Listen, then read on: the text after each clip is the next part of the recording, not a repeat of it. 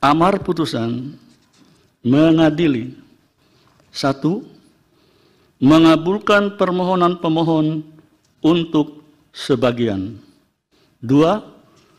Menyatakan pasal 169 huruf Q Undang-Undang Nomor 7 Tahun 2017 tentang Pemilihan Umum Lembaran Negara Republik Indonesia tahun 2017 nomor 182, tambahan Lembaran Negara Republik Indonesia nomor 6109 yang menyatakan berusia paling rendah 40 tahun bertentangan dengan Undang-Undang Dasar Negara Republik Indonesia tahun 1945 dan tidak mempunyai kekuatan hukum mengikat sepanjang tidak dimaknai berusia paling rendah 40 tahun atau pernah sedang menduduki jabatan yang dipilih melalui pemilihan umum termasuk pemilihan kepala daerah. Halo Tribuners, kembali lagi dalam Tribun News on Focus. Kali ini bersama saya Geok Mengwan. Tribuners, Mahkamah Konstitusi mengabulkan sebagian gugatan yang dilayangkan oleh mahasiswa bernama Almas Sakibiru yang meminta syarat batas usia minimal capres-cawapres 40 tahun atau sedang pernah menjadi pejabat yang dipilih melalui pemilu termasuk pilkada. Sebelumnya dalam putusan yang dilakukan MK pada Senin 16 Oktober kemarin ini terjadi dissenting opinion atau perbedaan pendapat 2 dari 9 hakim. Salah satu hakim yang berbeda pendapat yaitu Profesor Saldi Isra mengaku bingung dan menyebut ada kejanggalan dalam putusan mengenai batas usia minimal capres-cawapres ini. Kita akan membahas soal ini dengan aktivis hukum sekaligus Direktur Pusat Studi Konstitusi atau Pusako Universitas Andalas, Bang Ferry Amsari. Selamat pagi, Bang Ferry. Pagi, Mbak.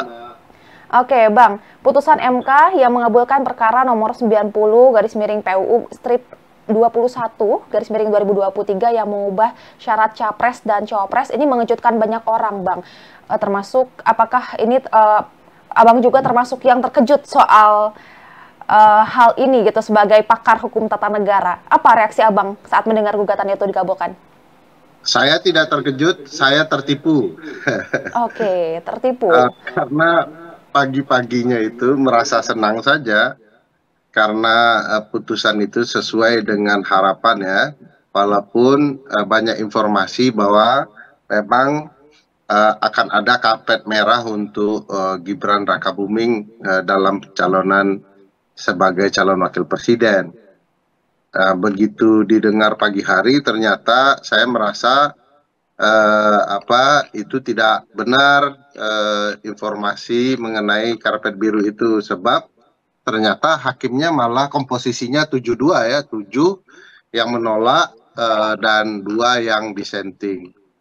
Nah, saya sudah sangat santai itu karena percaya diri sekali. Biasanya perkara di MK itu kalau objek permohonannya sama, dibacakan putusannya serentak di hari yang sama, walaupun berbeda-beda putusan, maka putusan pertama selalu menjadi acuan bagi putusan berikutnya.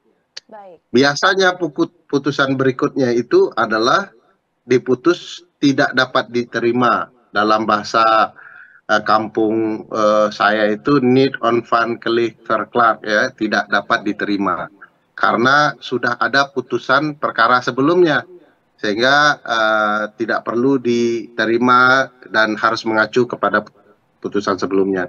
Nah, ternyata sorenya itu 180 derajat berbeda. Jadi kayak merasa dipermainkan saja oleh MK ya. Saya pikir semua orang yang menonton kurang lebih kena prank lah ya dengan pendapat itu. Baik, berarti Anda sebelumnya tidak menyangka ya Bang ya soal akan berubah gitu putusan ini karena mengacu seharusnya mengacu pada putusan awal, seperti itu ya Bang? Ya, biasanya begitu ya.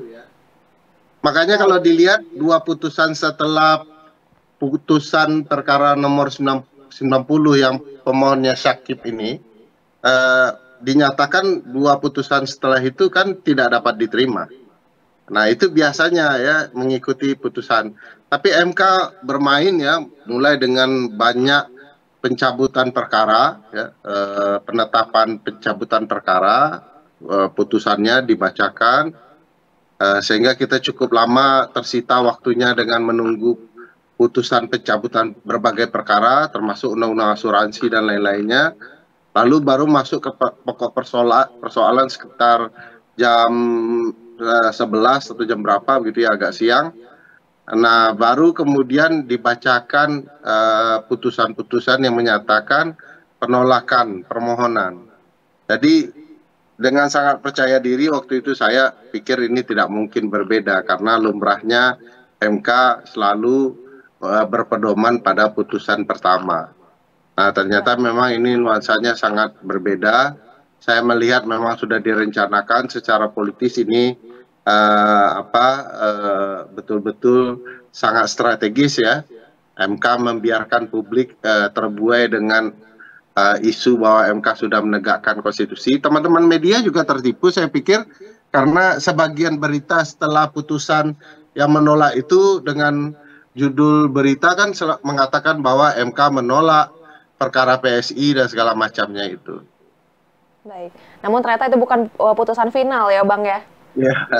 Baik, berarti memang sebenarnya jarang ya MK melakukan putusan yang berbeda dengan putusan awal begitu ya Bang ya? Saya rasa ini yang pertama ya. Kalau objek perkaranya sama, ini yang pertama MK kemudian mengubah putusannya 180 derajat. Walaupun saya yakin MK pasti punya alasan dan alasannya itu akan berkata kan ada perbedaan-perbedaan ya walaupun kecil di dalam setiap perkara itu. Nah, itu akan selalu menjadi alasan MK saja. Baik Bang. Sebelumnya sempat disinggung nih soal Profesor Saldi Isra dalam dissenting opinion-nya ini mengaku bingung Bang dengan putusan MK yang berubah begitu cepat. Saat pagi putusannya beda, kemudian sore hari beda lagi. Anda juga ikut bingung Bang? Iya, saya pikir kalau hakim konstitusi saja bingung dengan pola itu, kalau Prof. Saldi kan menyatakan itu berbeda sekali ya, 180 derajat berbeda. Dan itu tidak lumrah di MK, dan saya yakin juga kita semua yang mengamati MK juga merasakan hal yang sama. Tidak lumrah biasanya MK dengan objek yang sama itu berbeda. Makanya nuansanya terasa bahwa ada nuansa yang sangat emosional dalam melihat nasib MK sebagai alat politik di masa depan. Dan kalau dilihat lebih jauh, misalnya hakim-hakim lain kan juga menguraikan kejanggalan-kejanggalan yang sama ya. Ganjil sekali beberapa poin, misalnya Hakim Arief Hidayat yang mengatakan bahwa ini perkara sudah pernah dicabut lalu dibatalkan kembali. Biasanya kalau sudah dicabut, MK itu mengeluarkan penetapan sebab dasar bagi MK setelah dicabut, maka pihak itu tidak boleh mendaftarkan kembali. Kalau sudah dicabut lalu dibatalkan kan sama saja mendaftarkan kembali. Harusnya ya tidak boleh kemudian pencabutan itu dibiarkan, MK harusnya mengeluarkan penetapan pencabutan perkara. Nah, lagi-lagi hemat saya perlu diperiksa etiknya ya, baik hakim atau siapapun di Mahkamah Konstitusi yang mencoba menginformasikan bahwa substansi permohonan Syakib inilah yang sedang ditunggu-tunggu Hakim Konstitusi untuk digunakan memfeta kompli seluruh permasalahan politik, terutama terkait dengan pencalonan Gibran. Sebenarnya sudah sepertinya direncanakan oleh Hakim Konstitusi, tapi dia butuh alat ya yang namanya permohonan Syakib ini. Jadi setelah ditarik malah diminta untuk dibatalkan penarikan itu kembali. Itu juga sesuatu yang janggal ya. Dan ketiga menurut saya yang menarik adalah permohonan ini melanggar konsep open legal policy ya. Luar biasa itu pelanggaran konsep open legal policy-nya. Kebijakan hukum terbuka. Apa itu open legal policy? Mungkin perlu dijelaskan ke publik ya. Baik. Open legal policy itu seluruh hal yang menurut Undang-Undang Dasar perlu diatur lebih lanjut dalam undang-undang. Makanya disebut ini kewenangan pembentuk undang-undang untuk mengaturnya. Dan MK biasanya konsisten dengan ini. begitu ada undang-undang yang basisnya adalah open legal policy dari Undang-Undang Dasar, maka MK akan menyerahkan ke pembentuk undang-undang. Nah, beberapa kasus ya, kalau tidak salah hanya 2 kasus. Kasus ini satu, kasus si Gibran ini, dan kasus pimpinan KPK. Jadi putusan pimpinan KPK termasuk soal syarat menjadi pimpinan KPK itu termasuk melabrak ya konsep open legal policy, dan putusan ini menjadi jembatan untuk putusan Gibran Rakabuming. Jadi ada semacam clue lah ya. Ini perkara ini didahulukan dari perkara Gibran sebagai landasan untuk kemudian memberikan jalan bagi Gibran. Nah, bagi saya ini sangat politis perspektifnya, karena membaca putusan hakim yang sudah terjerambab ke ruang-ruang politik, ya harus dengan cara pandang politik.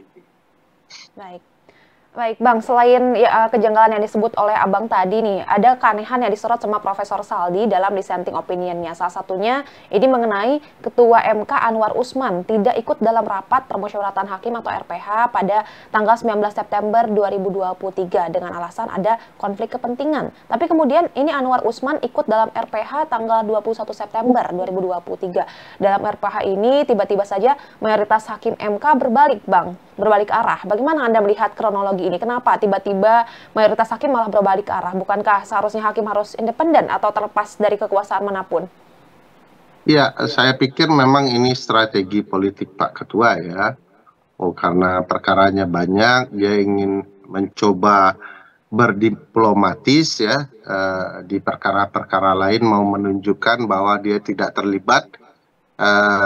Karena ada anggapan ini semacam mahkamah keluarga ya, karena bisa dibayangkan itu Mbak, ketua MK-nya paman Gibran, salah satu pemohonnya adalah ketua partai yang merupakan adik Gibran, pemohon yang dikabulkan adalah fans Gibran, garis keras disampaikan di dalam permohonan.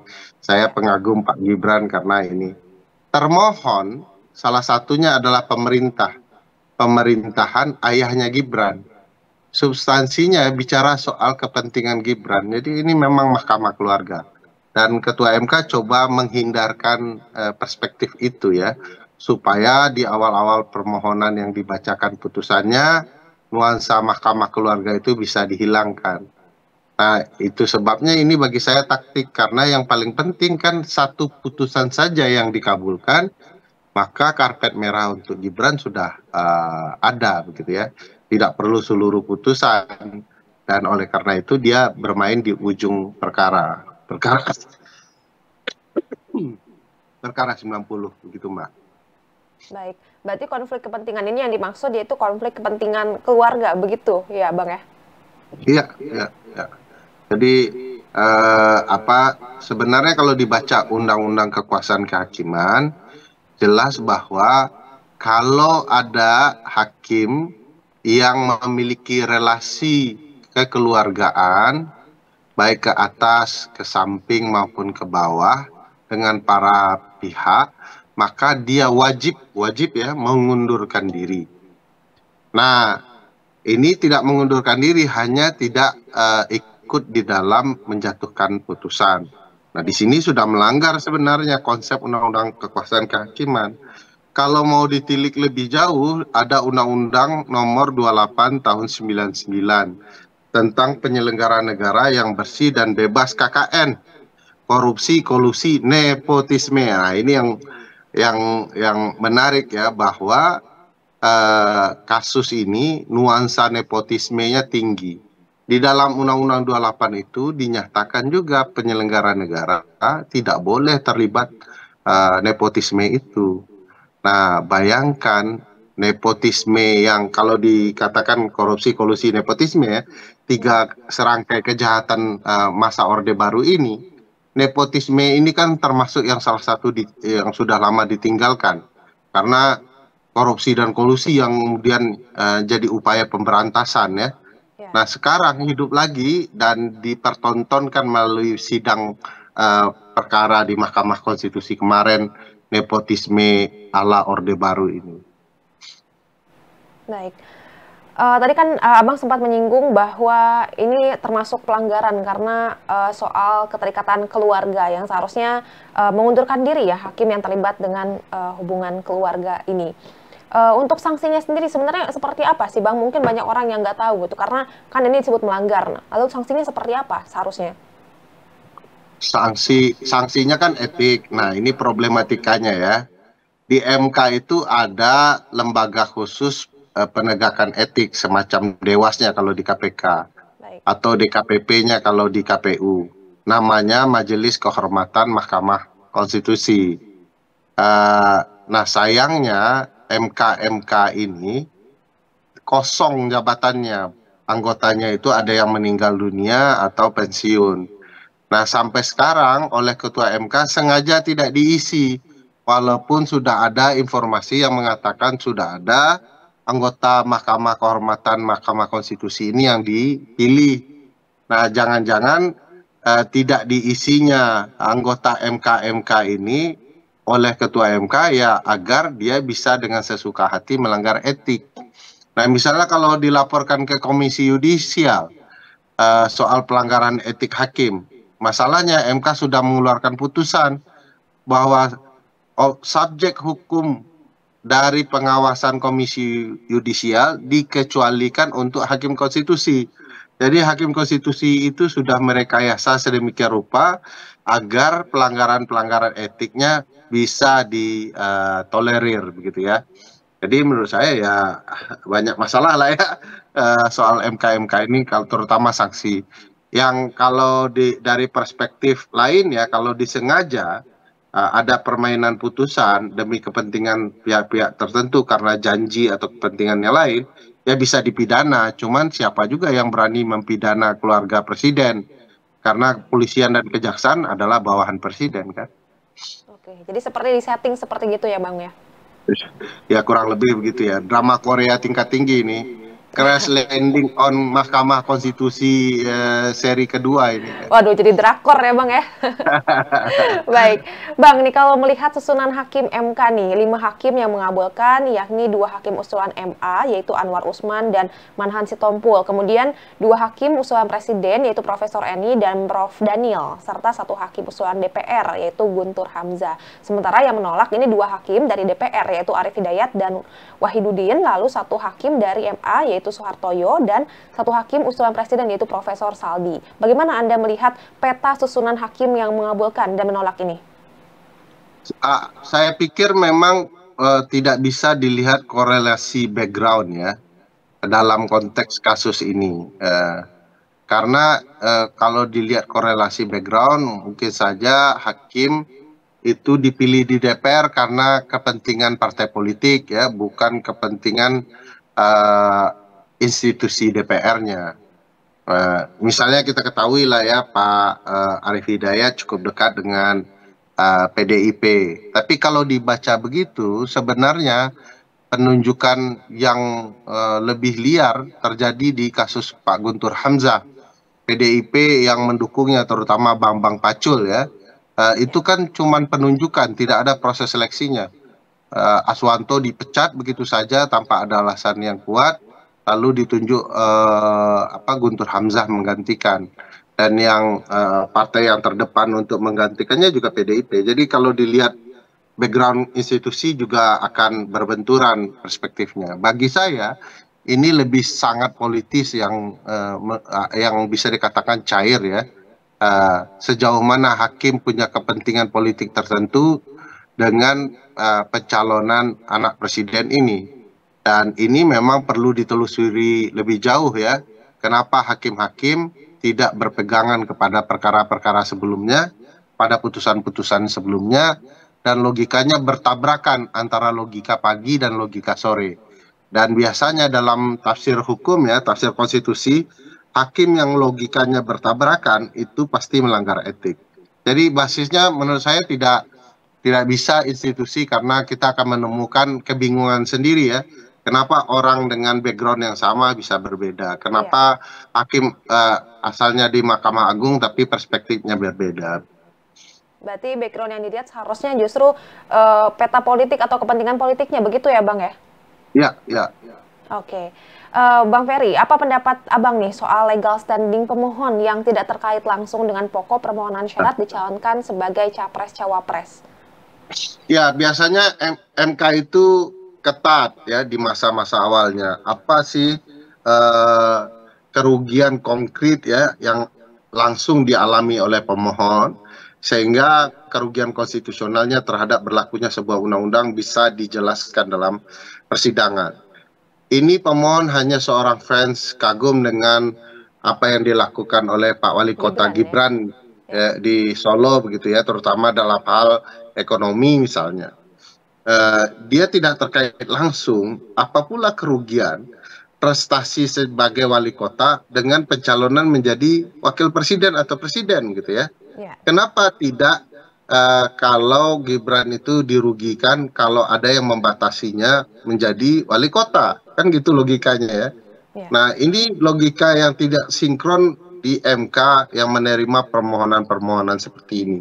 Tapi ini bukan yang pertama. Banyak sekali permohonan MK itu, kalau hati hakim sudah berkata lain, akan dicari-cari upaya agar legal standing pemohon tidak memenuhi syarat. Kalau hakim sudah terkait dengan keinginan mengabulkan, dia akan cari-cari alasan untuk memenuhi legal standing. Contoh ya, dulu MK itu pernah memutus perkara yang sebenarnya pemohon tidak memenuhi syarat sebagai orang yang memiliki kedudukan hukum atau legal standing. Yang hanya boleh memiliki kedudukan hukum itu kan satu, warga negara Indonesia, kedua masyarakat hukum adat, ketiga badan hukum privat dan publik, keempat adalah lembaga negara. Nah, MK pernah dalam perkara nomor 34 ya menyatakan bahwa seseorang terpenuhi legal standingnya, padahal orang itu mewakili ya status lembaga sosial masyarakat, tetapi LSM-nya tidak terdaftar status badan hukum. Jadi dia tidak memenuhi keempat kriteria legal standing. Jadi hakim konstitusi kadangkala mengabulkan legal standing orang ya karena juga kepentingan dan keinginan mereka ada terrepresentasikan dalam permohonan itu, sehingga mereka mencari-cari jalan pemenuhan legal standing. Kurang lebih mirip lah dengan kasus Sakif ini ya, dicari-cari pembenaran untuk menerima legal standingnya. Kalau sekarang bahkan masyarakat sipil ya yang rajin bayar pajak sendiri dipersulit MK untuk terpenuhi legal standingnya. Dulu oleh MK generasi awal, sepanjang kita punya NPWP, kita bisa menggugat undang-undang yang dibuat negara karena kita aktif bayar pajak. Uang kita dipakai untuk buat undang-undang gitu ya. Jadi kalau undang-undangnya tidak benar, kita bisa komplain.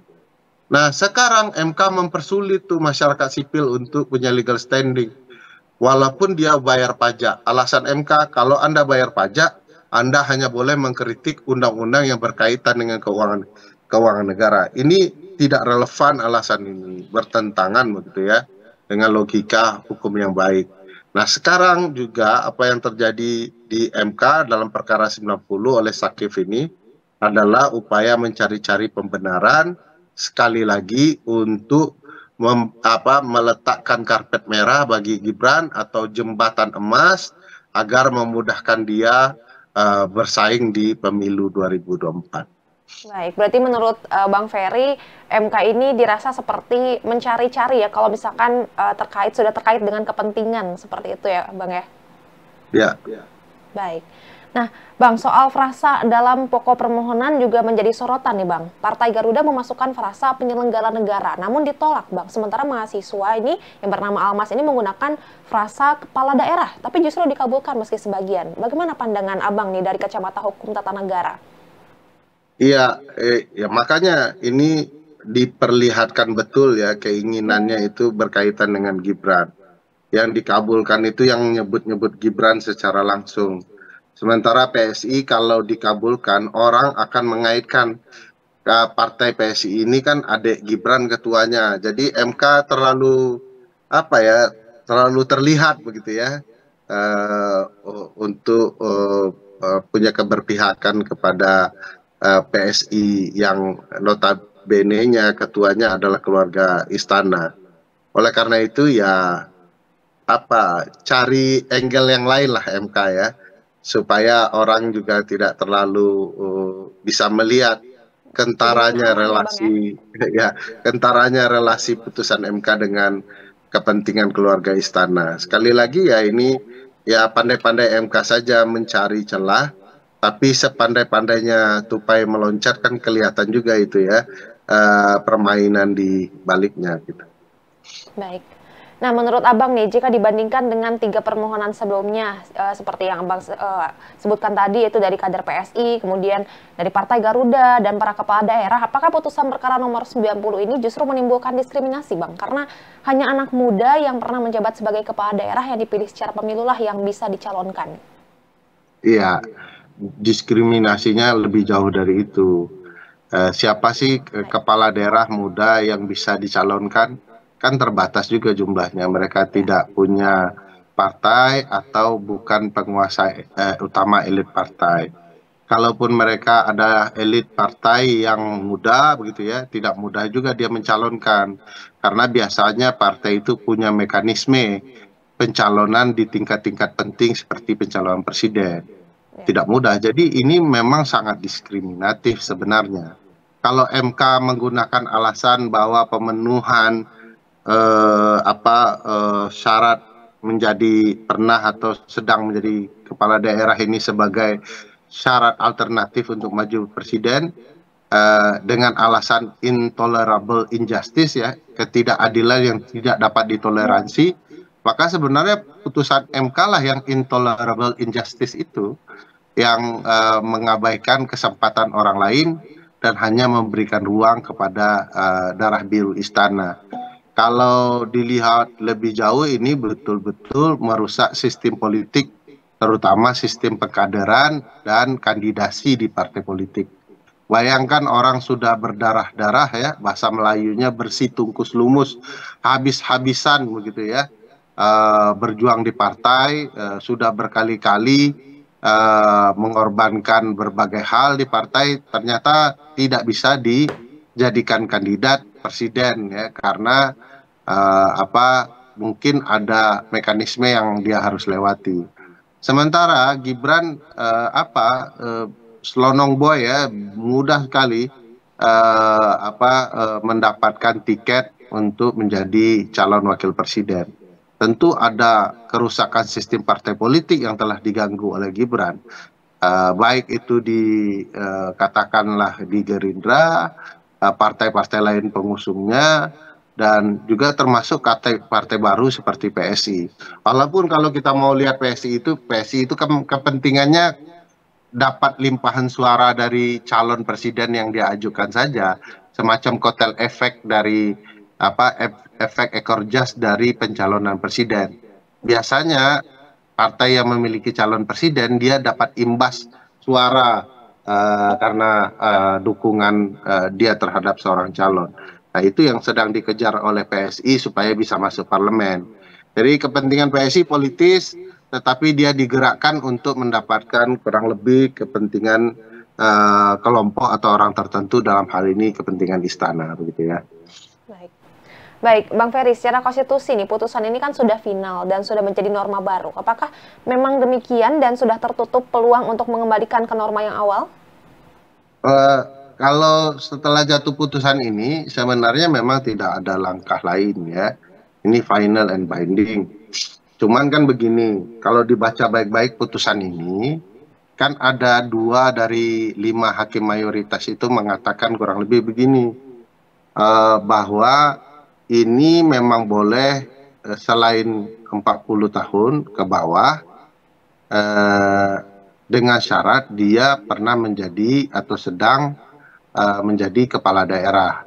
Tapi yang concurring opinionnya atau pendapat yang sama dengan alasan berbeda itu mengatakan 40 tahun adalah syarat, atau boleh di bawah 40 tahun sepanjang dia adalah kepala daerah yang posisinya gubernur. Jadi menarik juga dibedah putusan ini secara baik-baik ya. Apakah mayoritas itu membolehkan kepala daerah termasuk wali kota dan bupati, atau mayoritas itu hanya memperbolehkan gubernur, dan di antara mayoritas itu ada pula pendapat yang berbeda, mayoritas mengatakan boleh wali kota. Tetapi karena dia pecah, boleh wali kota dan gubernur atau gubernur saja, maka dengan sendirinya yang mayoritas adalah yang boleh gubernur, begitu ya. Dan di titik itu menurut saya belum lancar betul nih langkah Gibran kalau KPU nanti berunding dengan Komisi 2 DPR, yang tentu saja partai mayoritas itu adalah PDIP, dan ada Nasdem di dalamnya, ada PKS, dan ada PKB yang oposisi. Saya berpikir ini bisa jadi tafsir yang berbeda oleh KPU, bahwa hanya gubernur saja atau yang pernah jadi gubernur untuk bisa mencalonkan menjadi calon presiden atau wakil presiden. Baik, jadi seperti menjadi celah ya untuk kemungkinan wali kota bisa naik atau menjabat atau melenggang menjadi capres atau cawapres, seperti itu ya Bang ya? Iya, bisa saja ya. Ini tafsir bacaan ringan di pagi hari ini setelah kemarin Mahkamah Konstitusi dan Dodi Tribun membuat saya stres. Saya baca-baca lagi pagi ini, ya kayaknya masih ada harapan ya kalau mau dibaca baik-baik putusan ini ya. Baik, baik. Terakhir Bang, Anda bisa menyampaikan pesan nih ke Presiden Jokowi dan Gibran, apa yang ingin Abang sampaikan? Iya, konstitusi mengatakan bahwa setiap orang berhak partisipasi dalam penyelenggaraan pemerintahan. Artinya setiap orang ya. Tetapi secara konstitusional ada pembatasan hak demi perlindungan hak konstitusional orang lain. Jadi tidak semua hak itu bisa dipenuhi karena ada pembatasan-pembatasan hak. Maka diatur di pasal 28J Undang-Undang Dasar soal pembatasan hak itu. Sementara waktu Gibran yang anaknya presiden terdampak pembatasan hak. Negarawan yang baik, penganut konstitusional yang baik akan mendahulukan kehendak konstitusi dibandingkan hasrat pribadi atau hasrat keluarga. Oleh karena itu dimohonkan kepada presiden dan keluarganya untuk mengedepankan nilai-nilai konstitusi sebelum suatu waktu akan menyesali, karena tidak ada kekuasaan yang abadi. Kekuasaan akan datang waktunya untuk berakhir, dan ketika berakhir, akhirilah dengan yang terbaik gitu. Baik. Baik, terima kasih banyak Bang Ferry atas waktu dan pandangannya. Luar biasa sekali percakapan kita pagi ini ya, langsung membahas yang hangat-hangat ya Bang ya. Baik Bang, terima kasih. Sampai jumpa di lain kesempatan. Sampai dan jumpa. Sehat selalu. Terima kasih. Sehat selalu.